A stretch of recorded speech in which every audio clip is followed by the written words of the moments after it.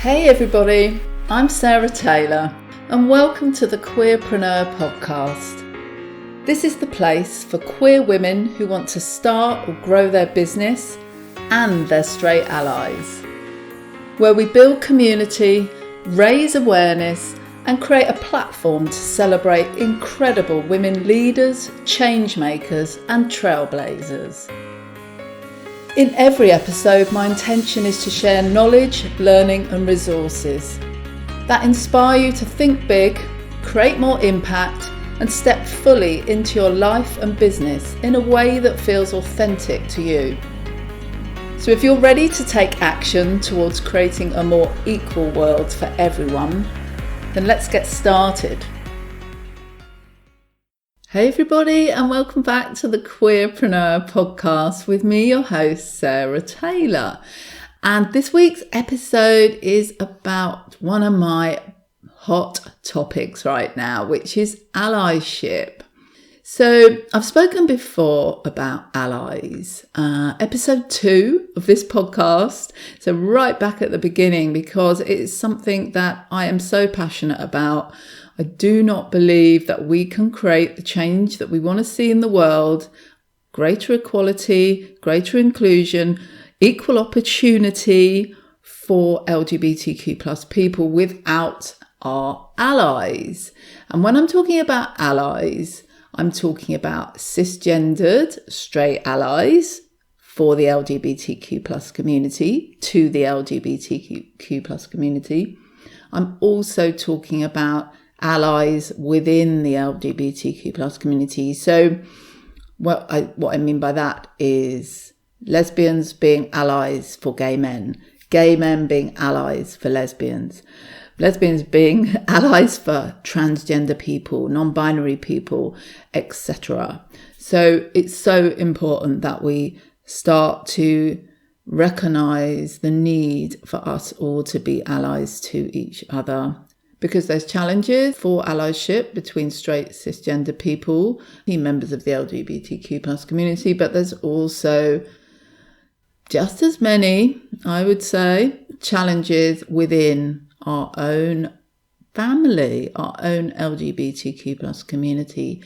So we all need to step up on this. Otherwise, it's going to take such a long time. It's going to take so much longer for us to get to end the hate, to end the harm that we all want. I know we all want that. So thank you so much for being here. I want to talk about levels of allyship today. I'm going to share a model of allyship with you. And it's almost like an ally development spectrum, if you like, that's going to help you develop and grow on your allyship journey, because I do think it's a journey. And when I'm talking about this today, I'm also talking about my own personal journey of allyship. So I want to flag with you before I really dig into this is that I have created a brand new workshop which is available for business owners who want to create more inclusive businesses, who want to create LGBTQ plus inclusive businesses. So do get in touch with me if that's something you might be interested in, and you can find out more about that and we can have a chat about that. So let's start with a bit of context about why allies matter so much. I don't know about you, but the lack of inclusion is literally everywhere we go in business and in life, to be honest. So whether I'm on Instagram, whether I'm on Facebook, whether I'm in membership groups, coaching containers, Clubhouse, the latest social media app. If you're not on there, come over. Or if you are on there, if you're not on there, I can get you an invite. If you are on there, come over and find me and let's follow each other. So I'm at sarah.taylor. And, all of these places, for me, what I'm seeing and what I'm experiencing is that they're perpetuating heteronormative thinking and language in the main, unless you go and specifically find queer people to follow, to learn from, to hear their stories. And I thoroughly recommend you do that if you want to develop your allyship. So this whole heteronormative and binary world that we live in just highlights for me why allies matter so much. Because the world is generally not a place where LGBTQ plus people feel heard, where they feel seen, where they feel represented. And that means that LGBTQ plus people, a lot of them, don't feel safe, comfortable and welcome to be their fullest, most authentic selves, right? And straight privilege, and I've also made a podcast episode on straight privilege, largely goes unnoticed. It largely goes unchecked, right? So all of the things that non-LGBTQ plus people experience, the privilege that they experience, not having to worry about coming out, not having to worry about homophobia, biphobia, transphobia, not having to think about whether they can hold their partner's hand in public, and more, so much more. Those things just aren't acknowledged or recognised by so many people. And I'm not talking about probably you, if you're listening to this podcast episode, I'm sure that you're aware of that. And then, of course, there's the mental health struggles for LGBTQ plus people, almost twice as much as those for straight cisgender people. And the laws that are changing all the time, consistently causing threat to LGBTQ plus people. We are always at risk of our rights being taken away. We are always fighting for our rights and have been doing so for a very long time. And what I'm talking about now is why allyship matters so much. Ultimately, we are talking about innocent people being caused harm, being criminalised, being put in prison, everyday discrimination and harm being caused, mental health, emotional health, physical health struggles and harm, and, being killed. People are being killed because of who they are and who they love, right? So allies, these are the big drivers for me. And if I've missed anything in that list I've just, given you, please get in touch with me. And if there's anything that matters deeply to you, around why we need to create this change in the world, why we need to fight for equality, why we all need to get together, collectively, straight, cisgendered, gay, bi, queer, trans, non-binary, gender fluid, all of us, we all need to join together as allies. And get behind this movement. So where do allies come in? So I know that you get that LGBTQ plus people are discriminated against and they're at risk of harm. I know you get that. So where do allies come into the picture? How can they really create change? How can they really make a difference? Because I also know if you're listening to this podcast, you want to help. And these things feel big, don't they? Like, what sort of impact can you make on these massive, massive issues? Well, I'm here to tell you that you can make a massive difference, have a massive impact. And what I want to do today is talk to you about where you can start. And if you have already started on your allyship journey, I'm going to give you some ideas, some thoughts about how to take it to the next level. And this is when I come to this model of allyship. So the way it's broken down is into kind of like 3 steps, if you like, 3 stages on this journey. So you've got new allies, you've got everyday allies, and then we've got super allies. They're the ones with the cape. We all get a cape though. We all get a cape. So let's start with new allies. So if you're still listening, if you're still here with me, I appreciate you. Thank you so much. And you want to take your allyship further, then let's dig into this. So I like to think of allyship as a journey. And for some people, they do feel like they've been an ally forever. But I think most people have a journey of learning, listening, and unlearning to go on. And that is me. I have definitely been on that journey myself for the past few years. And I think some of us are inspired to take the ally journey because of a specific event.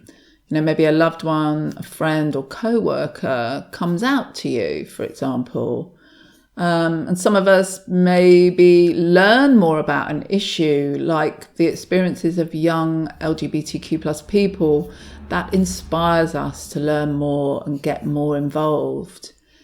And then, many of us, I think, just know that being an ally is the right thing to do. It's a great thing to do. And we care about equality. We care about inclusion. We care about, removing that hate and harm and discrimination from the world, not just for LGBTQ plus people, but for everyone, Oh God, this is coming to my mind, no freedom till we're all equal.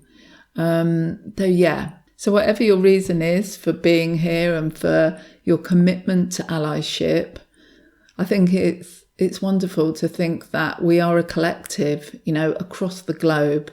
We are all joining together for this mission, and that's making me emotional.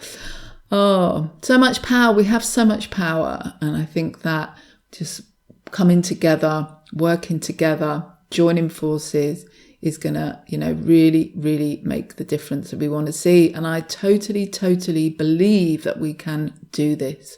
We can have an impact. So broken down into 3 kind of steps on this journey. So let's start with the new ally. And each stage, if you like, kind of builds on the next. So new allies. So these are people who want to learn more about the issues that affect the LGBTQ plus community. And they want to get comfortable personally with speaking about and standing for LGBTQ plus people and rights. They want to get comfortable speaking with others, other people who might not see things the same way as they do. Or, largely, I always say start from this place. Other people who might need help and support understanding that LGBTQ plus people need allies. So the new ally is supportive, is committed, but they're not always sure what to do or how to do it. So I've got 3 tips for the new ally, and for each stage of the allyship, I've got 3 tips for you, wherever you're at. So the first thing, and this is something, that I'm still reminding myself about, I'm still talking about on social media, you will see me talking about this, is language. Learn about language. So whether it's acronyms like LGBTQ+, whether it's different sexual orientations or gender identities, learn about those. But also I think what is even more important is kind of like knowing that language so easily excludes, marginalizes, and discriminates.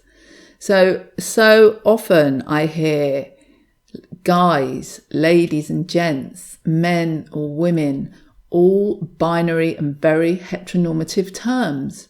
And I mean, these things are so ingrained in our culture, and I get it. These are things that we need to dismantle and unlearn.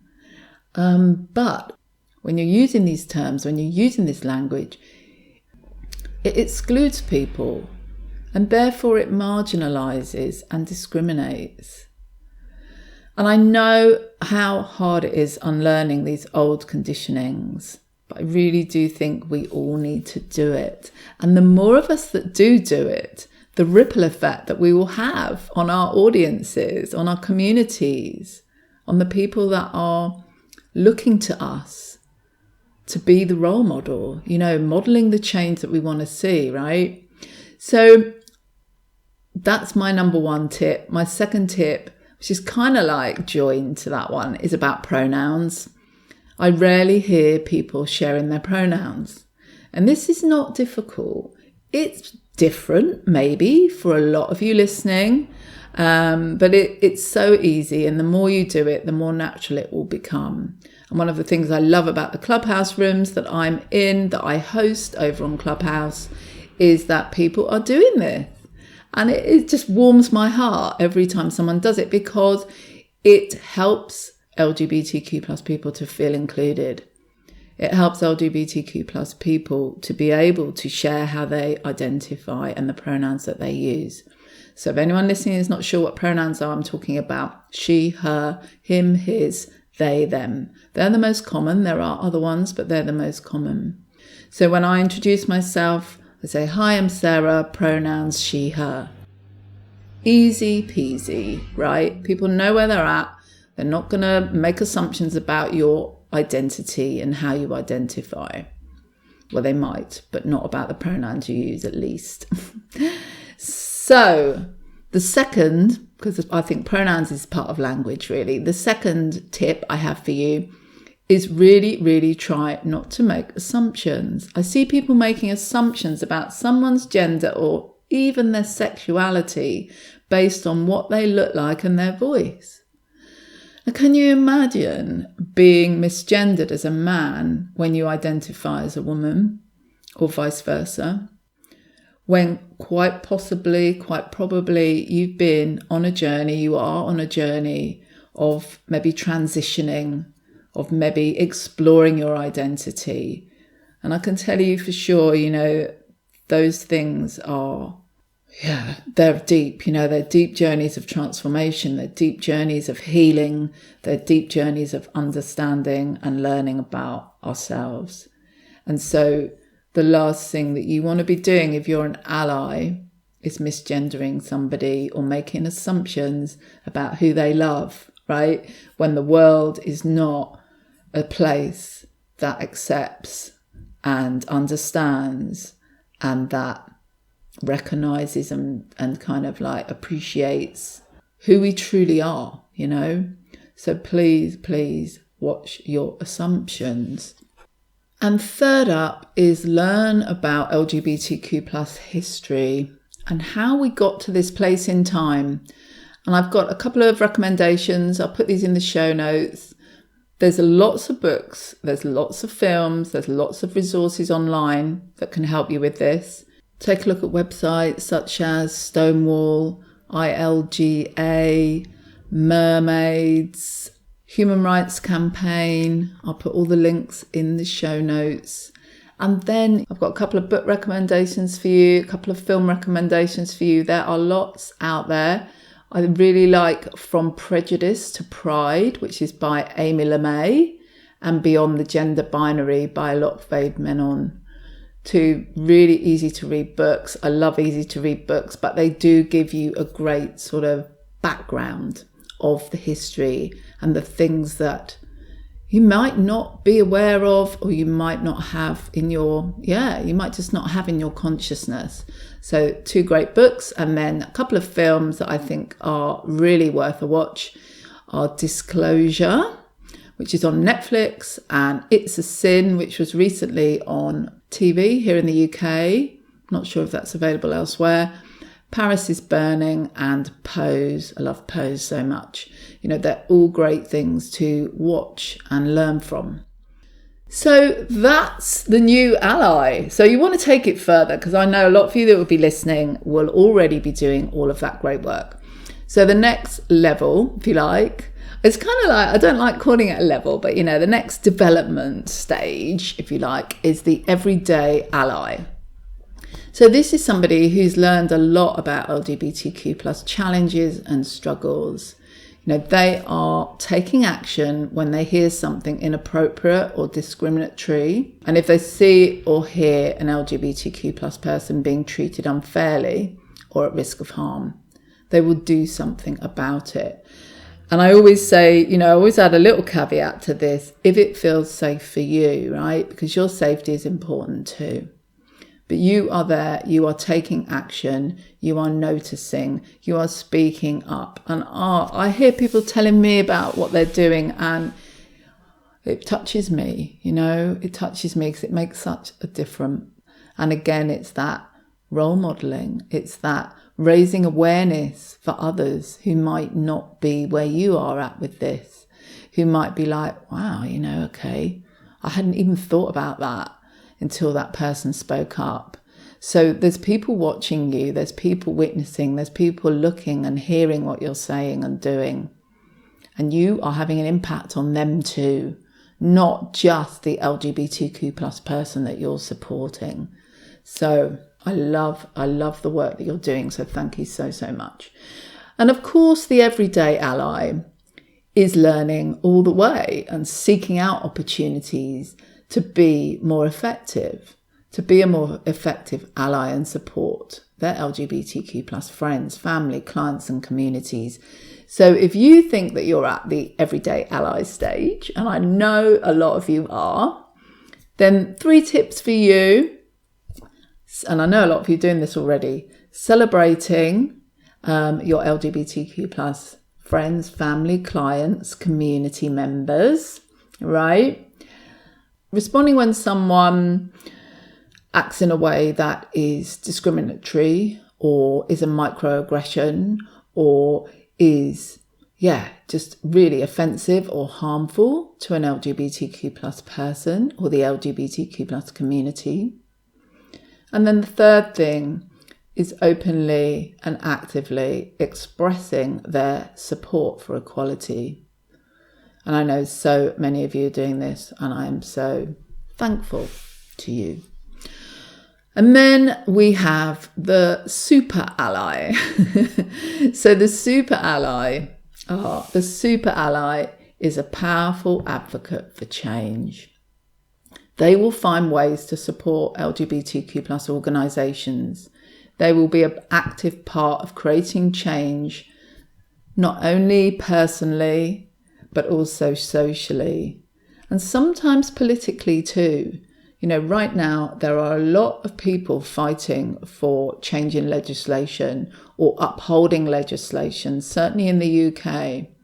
And there are, ways that we can support the law, legislation. We can write to MPs.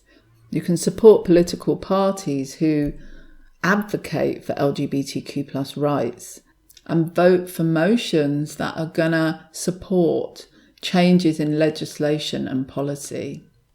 So super allies don't shy away from debate. They uplift queer voices, and they will use their privilege and their platform to create opportunity for LGBTQ plus people.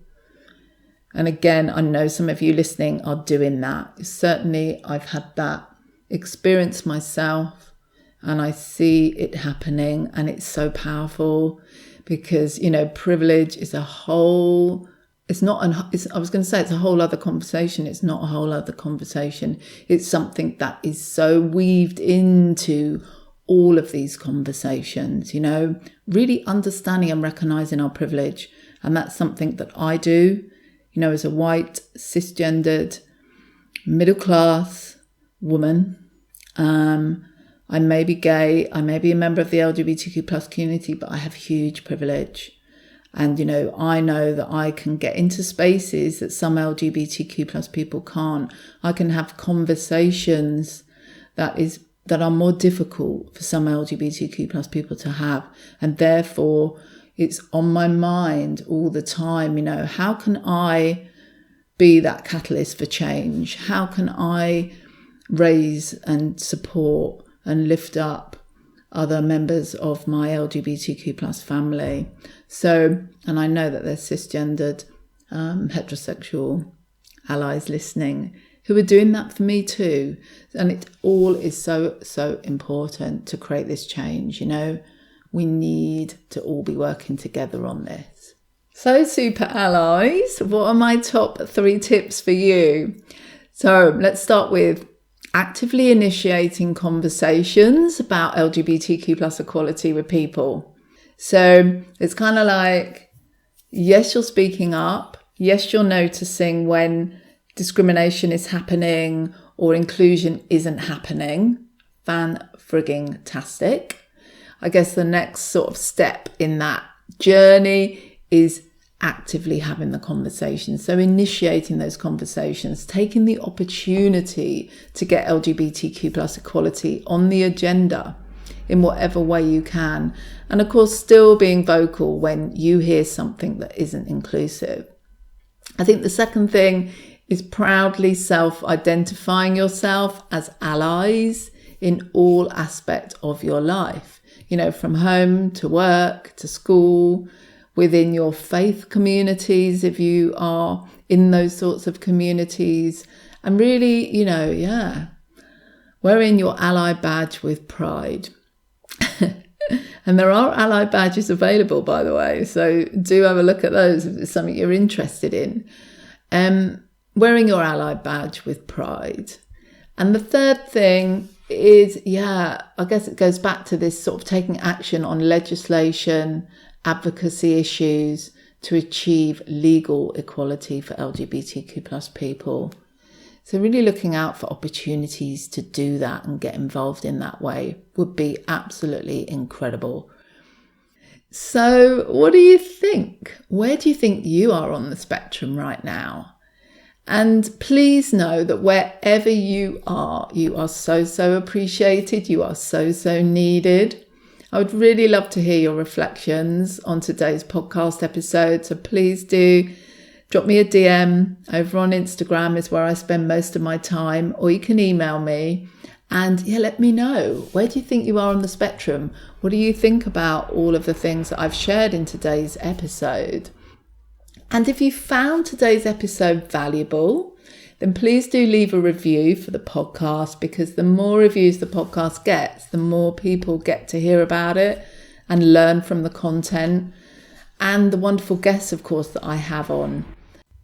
And finally, before I leave you to the rest of your day, if you'd like some support with your allyship journey, if you'd like to have a checklist around how you can be more inclusive, especially if you're on social media, especially if you're creating content, then I've got a brand new freebie for you. It's my LGBTQ plus inclusion checklist.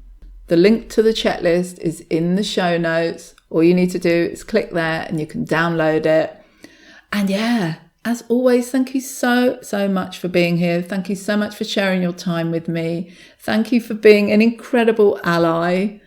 Have a wonderful week. This has been the Queerpreneur podcast with me, your host, Sarah Taylor, and I will catch you very, very soon. Take good care.